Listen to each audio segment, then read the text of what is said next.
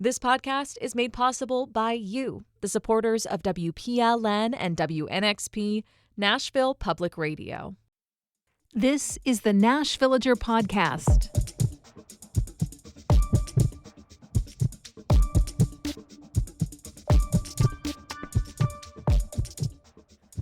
It's March 5th, 2026. On this day in 1879, Nashville's Hebrew Relief Society was formed, bringing the city's handful of Jewish benevolent societies together under one organizational umbrella. Benevolence associations were a really important way that groups of Americans with limited political sway took care of each other during the 19th century. Some of the first ones were organized by women in the early 1800s. If you know your Hamilton, the real Eliza Schuyler Hamilton helped organize one in New York that ran an orphanage. After emancipation, Black communities across the country organized them as mutual aid societies, where members helped each other in times of sickness or made sure those who died had a proper burial. In a time before governments routinely offered social services, and when only a fraction of the population was considered worth listening to, those organizations where people pooled their resources to look after one another or their shared concerns were some of the only ways that the neediest Americans were able to get any help. I'm Nina Cardona, and this is your daily digest of what's happening around Middle Tennessee with historical context from Nashville Public Radio, WPLN News. There are still echoes of benevolence groups if you know how to listen for them. Nashville's Hebrew Benevolent Society went through a few name changes and some shifts in mission and methods, but it does still exist. Now it is a social service agency called Jewish Family Service. Last month, when I was visiting New Orleans, I went to a Linebaugh festival put on by the Zulu Social Aid and Pleasure Club, which is well known for putting on a legendary Mardi Gras parade. But the MC at that festival made a point of reminding the crowd that his group started as a benevolent society. And outside of its carnival season activities, the organization still works to help impoverished folks in that city. My dad spent a couple of years helping to clear and maintain the cemetery in Murfreesboro, where one of that community's benevolence groups established more than 100 years ago, when the city cemetery wouldn't accept Black folks for burial. And after all these years, some families still prefer to have their loved ones laid to rest in that graveyard. But much of the work that was once the bread and butter of benevolence groups now belongs to the government. Seeing that abandoned children get care, ensuring that the oldest and poorest people have their basic needs met, making sure no one goes hungry. There are about 1,000,003 reasons why our society shifted from having private groups handle those concerns to having them be the responsibility of government. A big part of that was the Great Depression and the lessons learned then about how many people can be lost in the shuffle when the number of folks in need shoots up incredibly high. Well, we got another reminder back in the fall when the federal shutdown interrupted SNAP benefits or food stamps for a substantial number of Americans. Now, those benefits did resume once Congress passed President Trump's so-called Big Beautiful Bill, but the food program isn't out of the woods, not by far. In fact, that very spending bill includes changes to SNAP that alter the balance of who covers the bill for the food benefits. Instead of the state and federal government splitting the tab 50-50, the state will be on the hook for 75% of the bill starting later this year. Now that the legislature is figuring out the state's next budget, Tennessee's Commissioner of Human Services is asking for an extra $58 million to keep the program going. And that's just for the upcoming fiscal year, which starts 3 months before SNAP's funding model changes. That means the department will need yet another uptick in state funding the following year if the benefits program is going to keep helping as many low-income families. What's more, while the state is having to take on a bigger role in paying for SNAP, there are also bigger ramifications for making mistakes. The federal government plans to start penalizing states that over or underpay SNAP recipients by increasing the portion that the state has to cover. So there's an additional budget request on the table of $8 million to review systems and bring down the error rate in Tennessee. Without that money, Commissioner Clarence Carter says the state's ability to deliver food aid correctly and on time could be seriously impacted.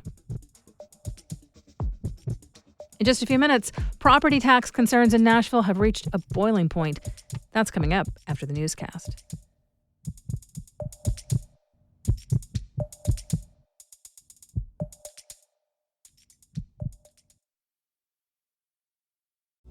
Here's the mantra I think about at WPLN. We connect the dots. It captures a mindset that our journalism is not merely about the latest press release or proclamations by officials. Instead, we can develop expertise, dig deeper, and look to history to understand what's happening now. I'm Tony Gonzalez, news director. When I'm planning coverage and editing stories, the best part is being part of a team that's curious about our community and invested in its future. Here's the latest from WPLN News. Nashville's Metro Council adopted a resolution this week to formally oppose the Boring Company's tunnel project. It narrowly passed with a bit over half the vote. Council members probed the Boring Company weeks earlier during a public forum, but this conversation drifted away from the tunnel. WPLN's Caroline Eggers reports. Nashville's Metro Council hasn't had a say in the project. The resolution is a symbolic gesture to show their opposition. Councilmember Mike Cortez says it prompted the Tennessee State Legislature to propose a state oversight agency for the Boring Company. It would strip local governments of regulatory authority while using taxpayer dollars. Some council members were worried about expressing opposition to the state due to fear of retaliation. And Cortez says that's a problem. The tension this week, because of a fear that the state is going to punish the city for sharing the opinion of some of our neighbors. Where do we go when our neighbors feel they can't speak their mind because the state government will take steps to silence or punish them? Seriously, sit with that for a second. Cortez says 10 years ago, that wasn't the state of politics. But now, it's accepted practice. Caroline Eggers, WPLN News. Tennessee is one of the few remaining states that does not limit property tax increases, but lawmakers are looking to change that. Senator Bo Watson has proposed a bill that would limit the year-to-year increase to 2% plus inflation. Watson tells WPLN he's open to adjusting the percentage and that the bill is about helping Tennesseans anticipate their tax bills. Maybe we need to really engage in this conversation about putting a limit or a cap on the growth in property taxes so that both individual homeowners as well as commercial industries have some predictability about what their property taxes might be. Property tax is a critical part of city revenues, and many mayors across the state are concerned about limiting that tax. Nashville's mayor says the bill would be devastating if passed. A bill that originally aimed to keep undocumented students out of Tennessee schools is advancing, but with new changes. WPLN's Camelia Burris reports on why many say this new proposal is still harmful. A bill introduced last year would have allowed schools to refuse undocumented students or charge them tuition. Now its sponsor, Representative William Lamberth, says the measure will only require schools to check kids' immigration status. His change of heart came down to money. The original bill would have cost the state federal funding. I do want to thank the Trump administration for having a robust back and forth with us over the last roughly 10 months. We've sent several questions to them to try to get answered a very straightforward question. Would the bill in the previous form endanger $1.1 billion? Lamberth says he never got a clear answer. Many people are still unhappy with the change. Catherine Bike testified at a committee hearing that gathering this information will cost the state millions of dollars. Where are we going to come up with this money?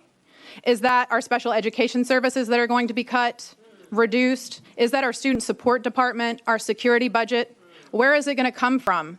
We always make do, but don't make us do this. It's unclear what the state will do with the students' data. Camelia Burris, WPLN News. Tennessee nonprofits who provide medical care and other vital services to uninsured and low-income residents are dealing with the reality of the ongoing immigration crackdown. Siloam Health's CEO Katie Richards says most of their patients are immigrants. Many are undocumented. We're definitely seeing it show up in the exam room. We're having conversations that have not been typical of what we have had to have. So people telling us they're going to choose to self-deport and us figuring out how to get them their medical records and how do we advise them on medication and things of that nature. Meanwhile, Siloam was hit with roughly $1 million in reduced grant funding because of cuts at the federal level. On Wednesday's episode of This is Nashville, representatives from multiple safety net clinics said they're facing reduced federal funding. The cuts come at a time they're also treating more patients who've lost their health coverage. You'll find more news anytime at WPLN.org.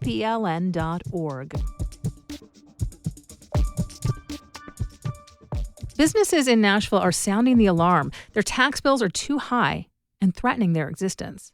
This comes on the tail of last year's property reappraisal, which saw values rise. WPLN's Cynthia Abrams reports that a coalition of more than 100 local businesses have banded together.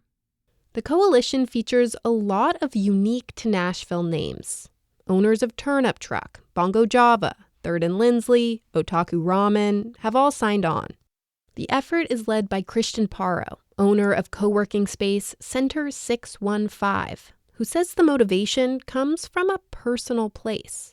Because I couldn't actually afford my tax bill. And I consider myself a 21-year resident of Nashville who pays his taxes. The group is asking the mayor and property assessor's office to lessen the skyrocketing tax burdens. Many are appealing their property valuations, and the coalition wants the process to be faster. They're also asking that income is taken into consideration at the appeal hearings. Some of these things the mayor is working on. Just this week, he appointed more people to handle appeals.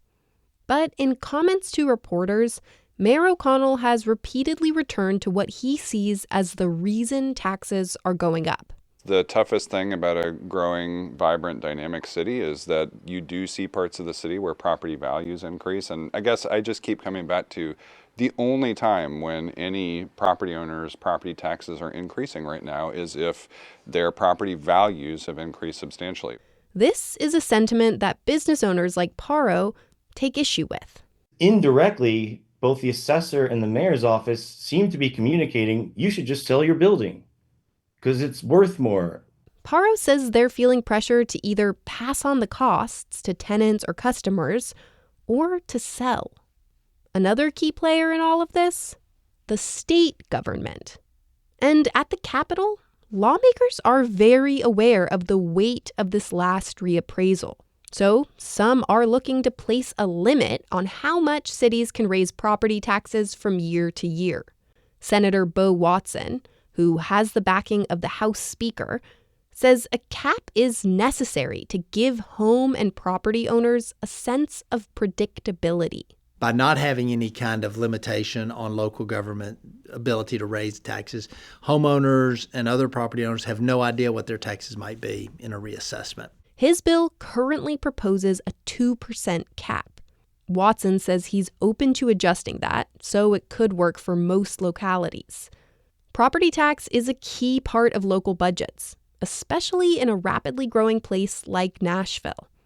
The mayor's office said that last year's increase merely allowed it to keep pace with inflation, but couldn't pay for new programs.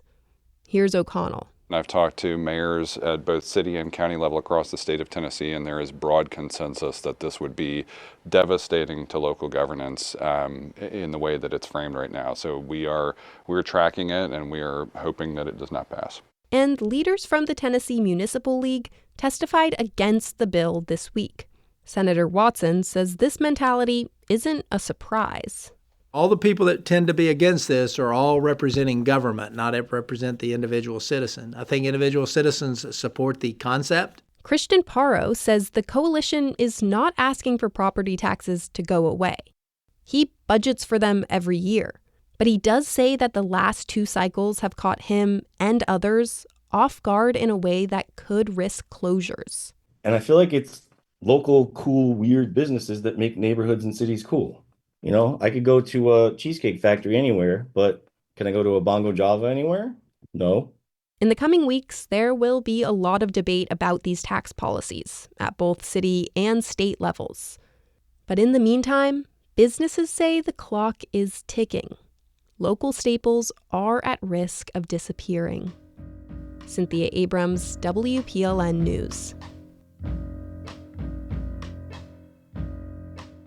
You can learn more about the impact of property taxes on today's episode of This is Nashville. At noon, we'll have a roundabout episode with guests going deep on taxes. And after that airs, that will be available in the This is Nashville podcast feed. Well, we do this roundup of Nashville news every weekday. Please consider subscribing on your favorite podcasting app. And thanks so much to all of you who've left 5 stars, a thumbs up, or a review in your app of choice. A little bit of love really does tell the algorithms that more people should hear about us. And of course, everything at WPLN News is listener supported. You can make a donation at WPLN.org. And that's it for today. Thanks so much for listening. Let's make this day a good one. And we'll catch back up tomorrow.